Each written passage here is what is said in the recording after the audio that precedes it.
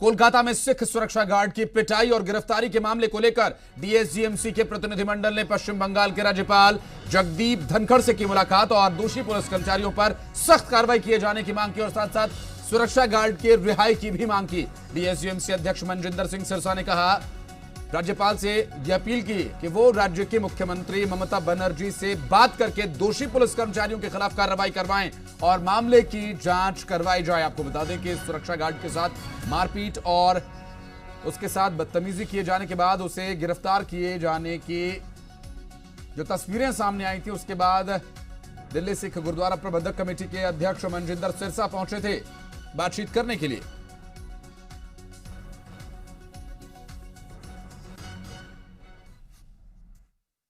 जब हमने सब कुछ गवर्नर साहब को ये जानकारी दी और हमने गवर्नर साहब से आग्रह किया, क्योंकि आप राष्ट्रपति जी के नुमाइंदे हैं, कॉन्स्टिट्यूशनल हेड के नुमाइंदे हैं देश के, आप तुरंत ममता बनर्जी जी को, इस स्टेट के डीजीपी को आदेश दें कि वो उन पुलिस कर्मचारियों के खिलाफ 295A का मुकदमा दर्ज करे, उनको तुरंत से सस्पेंड करके उनके खिलाफ इंक्वायरी शुरू की जाए। पूजा मेहता हमारी संवाददाता इस वक्त फोन लाइन पर है। पूजा, जानना चाहेंगे, मनजिंदर सिरसा पहुंचे थे बातचीत करने राज्यपाल से, क्या कुछ उन्होंने मांग रखी, क्या बात हुई, क्या आश्वासन मिला? देखिए, आपको बता देते हैं, पिछले 2 दिनों में जो है ये मामला बहुत ही कंट्रोवर्शियल बन चुका है और इस बीच मनजिंदर सिंह सिरसा एक डेलीगेशन लेके कोलकाता पहुंचे थे। पहले तो उन्होंने बलविंदर सिंह से खुद मुलाकात की, क्योंकि आज उनको कोर्ट में पेश किया जाना था, तो कोर्ट में उनकी पेशी भी हुई और कोर्ट ने, हावड़ा कोर्ट ने उन्हें 8 दिनों तक के लिए रिमांड पर भेजा है, पुलिस कस्टडी पर भेजा है बलविंदर सिंह और उनके अलावा 2 और लोगों को। पूजा, मैं आपको रोकना चाहूंगा, हमारे साथ सिरसा साहब उस वक्त खुद जुड़ गए हैं। मनजिंदर सिरसा जी, जी पंजाब हरियाणा हिमाचल पर आपका स्वागत है। पहला सवाल आपसे ये, आपने राज्यपाल से मुलाकात की, क्या मांगे रखी? देखो, सबसे पहले मैं आपको राज्यपाल जी से पहले एक बात और जानकारी देना चाहता हूँ। आज हमें ये बताया गया था कि जो बलविंदर सिंह हैं उनकी पुलिस कस्टडी कल तक की थी, मतलब सोमवार तक की। जब मैंने कमिश्नर पुलिस को ये बताया कि मैं वहां पे आ रहा हूँ, मुझे बलविंदर सिंह से मिलना, उसको आज कोर्ट में पेश किया गया और ये कहा गया कि हमें पुलिस कस्टडी की अब इसकी जरूरत नहीं है, इसको जमानत दे दी जाए। हमें ये कहा गया, लेकिन बाद में पता चला कि जब पुलिस कस्टडी में पेश करने के बाद, जज के पास पेश करने के बाद, उसकी 10 दिन की पुलिस कस्टडी फिर से मांगी गई और जज साहब ने 8 दिन की उसको पुलिस कस्टडी दी। बंगाल के अंदर एक पूर्व सैनिक को आतंकवादी के रूप में ट्रीट किया जा रहा है, आतंकवादी के रूप। ये बात हमने आज गवर्नर साहब को आगाह कराया। गवर्नर साहब ने भी बहुत इस पर दुख जताया। गवर्नर साहब ने ये बताया कि उन्होंने भी, जब हमने उनसे चर्चा की और उनको सारी जानकारी दी थी, आज उन्होंने वहां की मुख्यमंत्री ममता बनर्जी जी से बात करके उनको आज इससे अवगत कराया कि आप इस पे एडामेंट ना हो, आप इस पे कोई स्टैंड ना लें, ये गलत हुआ है। और सिख कम्युनिटी की जो है, उनका पूरे देश के प्रति जो उनकी बहुत बड़ी सेवाएं हैं और आज भी बॉर्डर पे वो लड़ते हैं और उनका पूरी दुनिया के अंदर एक बहुत बड़ा वर्चस्व है और आपको उसके लिए जो गलत हो गया है उसके लिए जितनी करनी चाहिए, बकायदा आपको क्षमा याचना भी करनी चाहिए और उनके खिलाफ कार्रवाई करनी चाहिए जिन पुलिस वालों ने किया है, क्योंकि मुझे बहुत दर्द हुआ है वो वीडियो देखकर। गवर्नर साहब ने यह भी बताया कि लेकिन 20 मिनट तक ममता बनर्जी जी से इस विषय के ऊपर बातचीत हुई और उनको सारी चीजों से अवगत कराया गया। लेकिन इसके बाद जो दोपहर को आज मिनिस्ट्री ऑफ होम अफेयर, जो यहाँ की वेस्ट बंगाल का गृह मंत्रालय है, जो आज उन्होंने ट्वीट किया, वो बहुत ही दिल को दुखाने वाला है। गवर्नर साहब ने भी वो ट्वीट पढ़कर माना कि ये तो बहुत बड़ी जाति है, ये कह देना कि जो भी वहां की पुलिस ने कार्रवाई की है वो कानून के दायरे में और पुलिसिंग के लिए की है, तो क्या अब सिख की दस्तार उतारना और उसके बालों से खींचना और उसकी बेइज्जती करना और उसको समाज के सामने बेइज्जत करना, ये कब से बंगाल पुलिस के कानून के दायरे में आना शुरू हो गया? हमने सारी बातें गवर्नर साहब को बताई। गवर्नर साहब भी बहुत चकित थे वो ट्वीट को देखकर, उनको भी बहुत अफसोस हुआ और उन्होंने आश्वासन दिलवाया कि वो हमारी जो रिप्रेजेंटेशन है इसको सरकार के पास तुरंत भेजेंगे और सरकार को उनके खिलाफ कार्रवाई करने को कहेंगे। निश्चित रूप से सिरसा साहब, सिख कौम के इतिहास के बारे में किसी से बात करने की जरूरत या किसी को बताने की जरूरत नहीं है, कुर्बानियों से भरा पड़ा है वो, लेकिन इस युवक के साथ इस तरह का बर्ताव करना, ऐसी कौन सी मजबूरी बंगाल पुलिस की आ गई थी, ये जानने की कोशिश की आपने? जी, हम भी तो यही हैरान हैं, आप क्या कर क्या रहे हैं?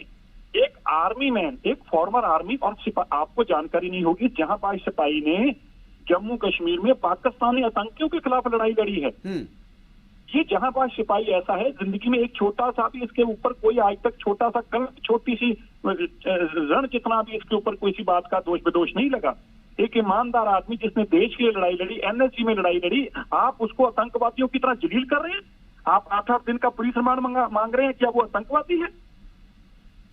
सर 8 दिन का रिमांड मांगा गया, कोई बेस होगा, कोई वजह होगी, कोई क्या जवाब दे रही है पुलिस, बंगाल पुलिस या बंगाल की सरकार कुछ कह रही है इस मामले पर? अभी पुलिस उसके बाद फोन उठाना बंद कर दिया, पुलिस ने उसके बाद फोन उठाना ही बंद कर दिया।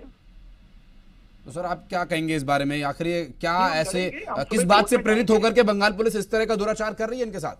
नहीं देखिए, मुझे लगता है उनको ये लग रहा है कि हमारी वोट नहीं है वहां पे, उनकी लड़ाई बीजेपी के साथ है, लेकिन वो लड़ इसलिए रहे हैं क्योंकि उनको लगता है कि इसको भी साथ में रगड़ेंगे, साथ में था।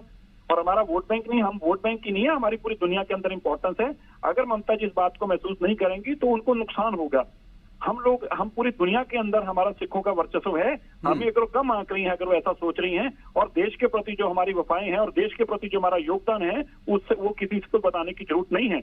और एक सिख को आतंकवादी की तरह ट्रीट किया जाए, 10 दिन उसको पुलिस कस्टडी में रखा जाए, टॉर्चर किया जाए, किस कारण से, क्या दोष है उस सिख का?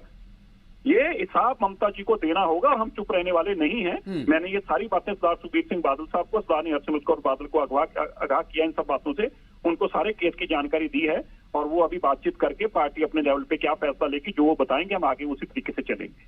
डीएसजीएमसी के अलावा, अकाली दल के अलावा और भी कम्युनिटीज के या और भी दल आपके साथ जुड़ रहे हैं सर इस मामले पर?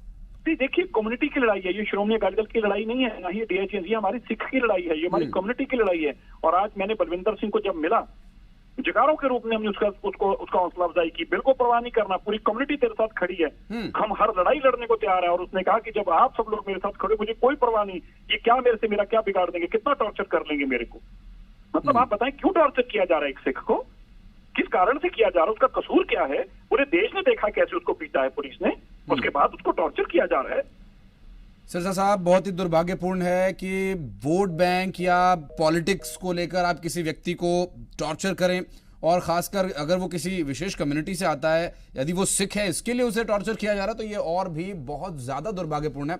बहरहाल उम्मीद करते हैं कि आप लोग जो प्रयास कर रहे हैं उस प्रयास का अच्छा परिणाम निकल कर आएगा और इसके पीछे की जो असलियत है वो लोगों के सामने आएगी। बहुत शुक्रिया सिरसा साहब हमारे साथ जुड़ने के लिए।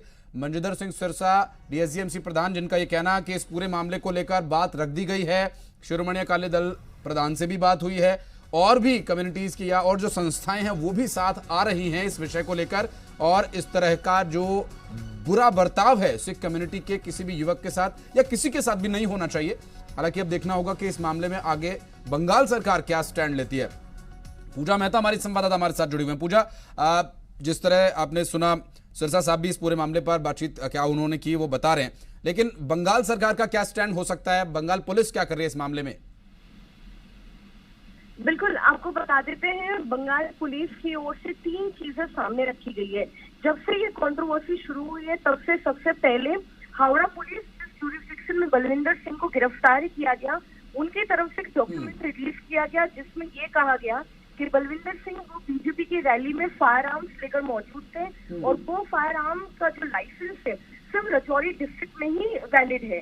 रजौरी डिस्ट्रिक्ट के बाहर वो ना ही तो वो फायर आर्म कैरी कर सकते हैं और ना ही वो यूज कर सकते हैं। ये एक उनका बयान आया। दूसरा बयान, उन्होंने अपनी तरफ से एक वीडियो रिलीज किया जो बाद में उन्होंने ट्वीट भी किया और जिसमें वो अपना पक्ष रखते हुए, अपना डिफेंस में ये कहते हुए दिखे कि आप वीडियो देखिए, उसमें साफ जाहिर होता है कि पहले पार्ट में उनकी पगड़ी जो है अपने आप खुल जाती है और इस कपल के दौरान हुआ है और पुलिस जो है सारी कम्युनिटीज को रिस्पेक्ट करती है। और आज जो है तीसरा जो है बयान, मैं नहीं कहूंगी लेकिन उनकी तरफ से एक सोर्स इंफॉर्मेशन ये दी गई कि आज जब उनको कोर्ट में उनको प्रोड्यूस किया गया और फिर एक बार 10 दिनों की पुलिस कस्टडी मांगी गई, तब जज ने जो है 8 दिन की पुलिस कस्टडी दी। पुलिस की तरफ से ये पक्ष रखा गया था कि आखिरकार बलविंदर सिंह पॉलिटिकल रैली में एक फायर आर्म लेकर क्यों पहुंचे थे। बलविंदर सिंह या उनके पक्ष की ओर से कोई भी वैलिड डॉक्यूमेंट्स नहीं दे जाने की वजह से कोर्ट ने जो है और जज ने जो है ये रूलिंग पुलिस के पक्ष में दी और ये कहा कि और आने वाले 8 दिनों के लिए उनको पुलिस कस्टडी में भेजा जाएगा। ठीक है पूजा, आगे जो पुलिस कार्रवाई होगी इस पर अपडेट लेने के लिए आपके पास फिर लौटेंगे। बहुत शुक्रिया आपका इस पूरे मामले पर जानकारी देने के लिए।